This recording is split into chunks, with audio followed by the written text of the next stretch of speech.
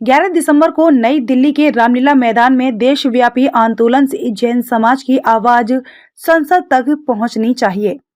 शाश्वत तीर्थ श्री समेध शिखर पर पर्यावरण, पर्यटन और गैर धार्मिक गतिविधियों के लिए गजट जारी करना हमारी भावनाओं के साथ खिलवाड़ है। प्राणों की आहुति देकर भी हम तीर्थ को बचाएंगे। झारखंड सरकार की अनुशंसा पर केंद्रीय वन मंत्रालय द्वारा जारी गजट को रद्द होना चाहिए। परम पूज्य भारत गौरव राष्ट्र संत आचार्य श्री पुलक सागर जी गुरुदेव ने कहा कि जैनों का शाश्वत तीर्थ यदि कोई है तो वह है समेध शिखर। उसकी शाश्वतता, उसकी प्रामाणिकता, उसकी पवित्रता हम सबकी आस्थाओं पर निर्भर है। अभी अभी झारखंड सरकार ने एक निर्णय लिया है कि समेध शाश्वत तीर्थ समेध शिखर को पर्यटक स्थल के रूप में बदल दिया जाए। यह हमारी आस्थाओं के साथ खिलवाड़ है, हमारी भावनाओं के साथ खिलवाड़ है। वह घूमने फिरने मनोरंजन की भूमि नहीं है, वह हमारे तीर्थंकरों की तपस्थली रही है, जहाँ ऐश्वर्य विषय भोग को छोड़कर परमात्मा तीर्थंकर निर्वाण धाम को प्राप्त हुए हैं। यह उनकी शाश्वत मोक्ष भूमि, निर्वाण भूमि के साथ दुराभाव सरकार का उठा है। मैं नहीं कहता हूँ कि उससे क्या राजस्व मिलेगा, क्या सरकार को फायदा होगा, लेकिन हमारी समाज का एक बहुत बड़ा नुकसान होने जा रहा है, जहाँ पर भक्ष अभक्ष का विवेक नहीं रहेगा, एक पर्यटक स्थल के रूप में हो जाएगा।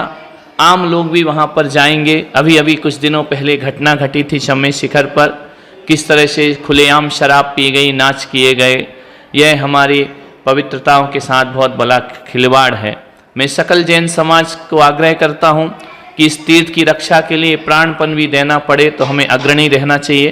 प्राणों की आहुति देकर भी हम इस तीर्थ को बचाएंगे। मैं चाहता हूँ कि झारखंड सरकार अपना यह जो उन्होंने घोषणा जारी की है उसे शीघ्र वापस लें, वरना पूरा देश एक बार फिर से सड़कों पर उतरेगा। हम जैन हैं, अहिंसक लोग हैं। हमारे तीर्थंकरों ने हिंसा करना हमें नहीं सिखाया है, लेकिन एक कह सकते हैं कि अहिंसा की ताकत बहुत बड़ी ताकत होती है। सरकार को एक दिन झुकना पड़ेगा, लेकिन सरकार झुके उससे पहले हमें पूरा जन जागरण पूरी समाज में करना है।